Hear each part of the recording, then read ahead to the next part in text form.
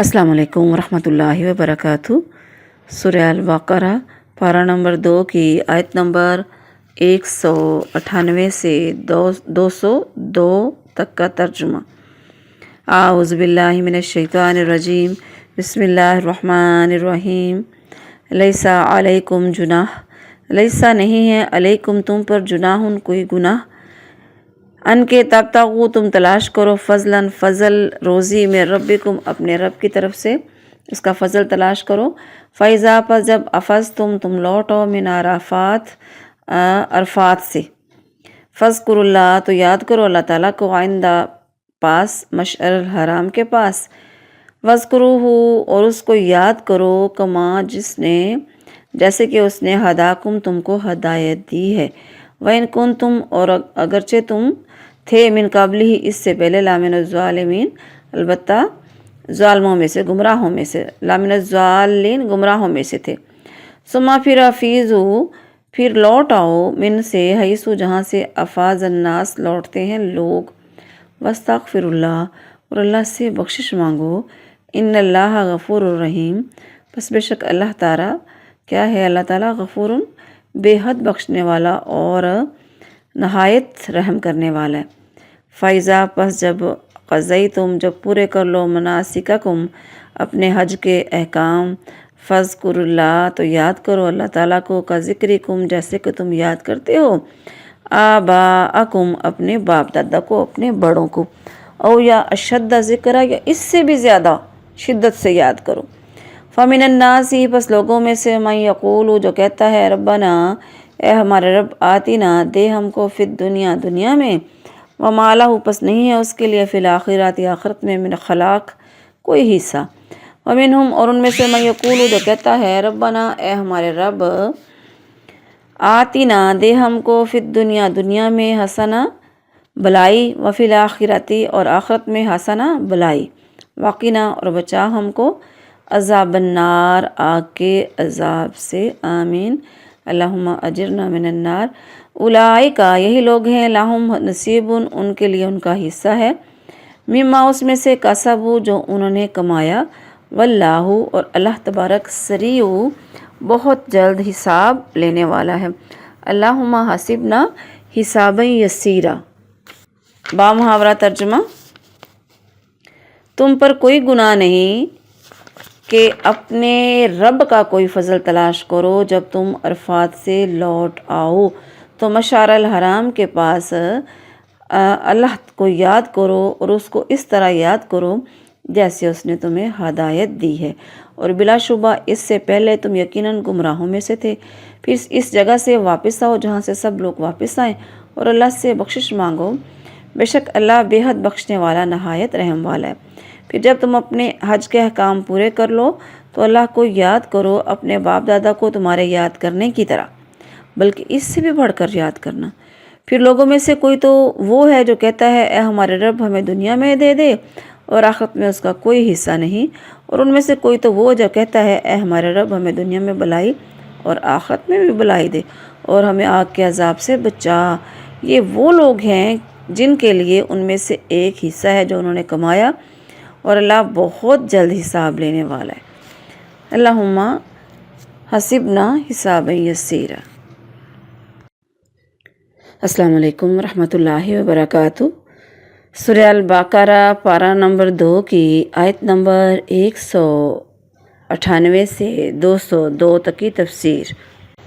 आऊज़ु बिल्लाहि मिनश शैतानिर रजीम। बिस्मिल्लाहिर रहमानिर रहीम। रब्बि इश्रह ली सदरी व यस्सिर ली अमरी वहलुल उक़दतम मिन लिसानी यफ़क़हू क़ौली रब्बि ज़िदनी इल्मा। लैसा अलैकुम जुनाह अन तब्तगू फ़ज़लन मिन रब्बिकुम, यानी तुम पर गुनाह नहीं है कि अगर तुम अपने रब का फ़ज़ल तलाश करो हज के दिनों में। इब्ने अब्बास रज़ी अल्लाह अन्हु ने फरमाया, उकाज़, मजना और ज़ुल्मजाज जाहिलियत में बाज़ार थे। अब मुसलमानों ने हज के दिनों में वहाँ तजारत करने को गुनाह समझा तो इस पर यह आयत उतरी। ये बुखारी शरीफ की हदीस है, यानी हज के दौरान ख़रीदो फ़रोख्त जायज़ है, बल्कि ये मालो दौलत अल्लाह का फ़ज़ल है, इसलिए रोज़ी कमाना मना नहीं है। کعبہ جائیں تو پہلے مینا، پھر مزدلفہ، پھر عرفات آتا ہے، فَإِذَا أَفَضْتُم مِّنْ عَرَفَاتٍ۔ حاجی 8 ذوالحجہ، اس کو یوم ترویہ بھی بولتے ہیں، 8 ذوالحجہ کو مینا میں ظہر سے پہلے پہنچتے ہیں۔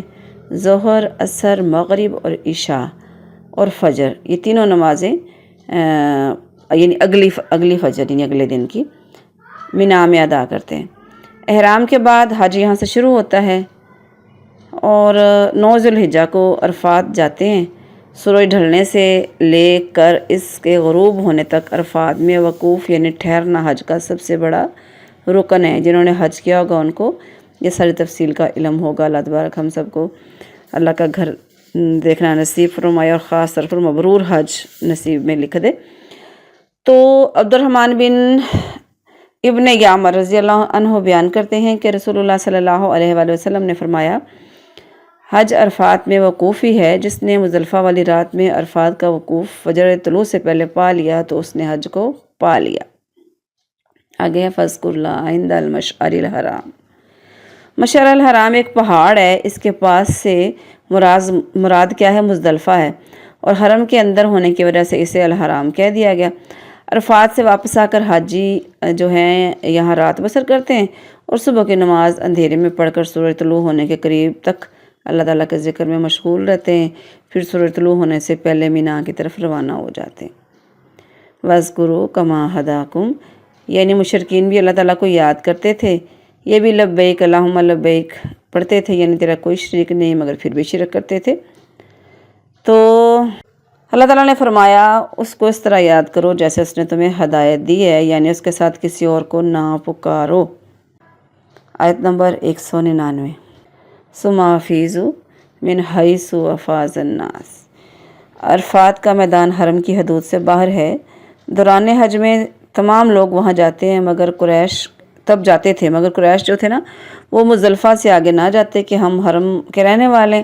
اس آیت میں یہ حکم ہوا کہ سب لوگوں کو عرفات کے میدان میں عرفات میں جانا ہے اور ان کے ساتھ وہاں سے واپس لوٹنا بھی ہے۔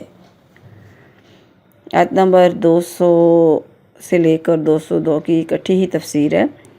وَإِذَا قَضَيْتُم مَنَاسِكَكُمْ فَاذْكُرُوا اللَّهَ۔ اسلام سے پہلے عرب جب حج سے فارغ ہوتے تو مینا میں میلہ لگاتے اور اپنے بڑوں کا، آباء و اجداد کا خوب ذکر کرتے، ان کی بہادریاں بیان کرتے، قصے بیان کرتے۔ اللہ تعالیٰ نے فرمایا کہ اسی طرح ذکر الہی کیا کرو، بلکہ اس سے بھی زیادہ جس کام کے لیے آئے ہو۔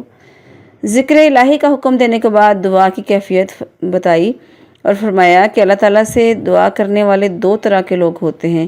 ایک وہ جو صرف دنیا مانگتے رہتے ہیں، ایسے لوگ آخرت کی نعمتوں سے محروم ہو جاتے ہیں۔ آپ نے بھی دیکھا ہوگا اکثر لوگ ایک دوسرے کو کہتے رہتے ہیں، کسی نے دعا کروانی ہو ایک دوسرے سے تو کہتے ہیں میرے لیے دعا کرنا، اللہ مجھے گھر دے دے، کوئی کہتا ہے اللہ مجھے میری اولاد کو بڑی والی نوکری دے دے، اللہ میرے بیٹے کو ایم اے پاس کروا دے، یعنی ایسی خواہشات بیان کرتے رہتے ہیں اکثر لوگ جو دنیا کا ہی مانگنا ہے۔ تو اللہ نے کیا بتایا، کیا طریقہ ہے؟ جب بھی کہنا ہے میرے لیے دعا کرو، اللہ تعالیٰ مجھے دنیا اور آخرت دونوں جگہ پہ اپنا گھر نصیب فرمائے، ایسے۔ تو یہی آگے دعا سکھائی گئی، بہترین دعا ہے، ربنا آتنا فی الدنیا حسنہ وفی الآخرۃ حسنۃ وقنا عذاب النار، یعنی دونوں دنیا اور آخرت کی بھلائی طلب کرنی ہے، بھلائی مانگنی ہے۔ اصل کامیابی انہی لوگوں کی ہے۔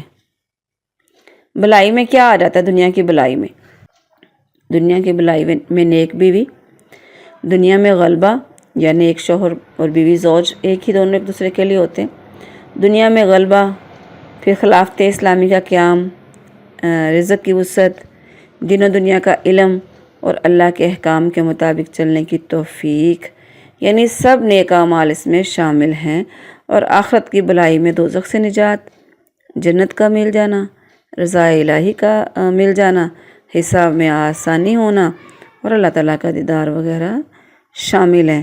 انس رضی اللہ عنہ فرماتے ہیں کہ رسول اللہ صلی اللہ علیہ وآلہ وسلم اکثر یہ دعا کیا کرتے تھے۔ اور کیا یہ دعا آپ کس وقت کرتے تھے؟ خاص طور پر طواف کے دوران، ہر طواف کے ہر چکر میں رکن یمانی اور حجر اسود کے درمیان یہ دعا اللہ کے نبی سے مسنون ہے۔ اللہ تعالیٰ نے یہاں دو قسم کے لوگ ذکر فرمائے، صرف دنیا کی بھلائی طلب کرنے والے اور دنیا اور آخرت دونوں کی بھلائی مانگنے والے۔ تیسری قسم کے لوگ یعنی دنیا صرف آخرت کی بھلائی طلب کرنے والے، جو دنیا کی بھلائی نہ مانگتے ہوں، ان کا اللہ نے ذکر نہیں کیا، کیونکہ اسلام ایسا دین ہے جو اپنے ماننے والوں کے لیے ترک دنیا پسند نہیں کرتا۔ یعنی اسلام یہ نہیں کہتا کہ دنیاوی نعمتوں کو چھوڑ دو۔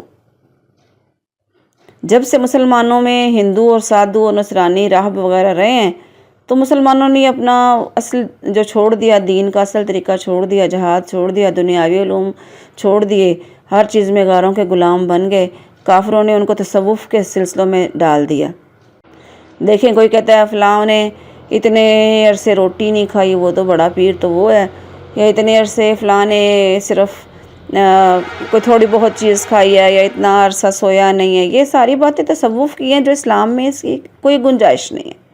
تو اگر ہم اللہ کی رضا حاصل کرنے چاہتے ہیں نا، اللہ کی رضا، تو اللہ تعالیٰ کی رضا تو دنیا اور آخرت دونوں کی طلب اور ان کے لیے محنت سے ہی حاصل ہوگی۔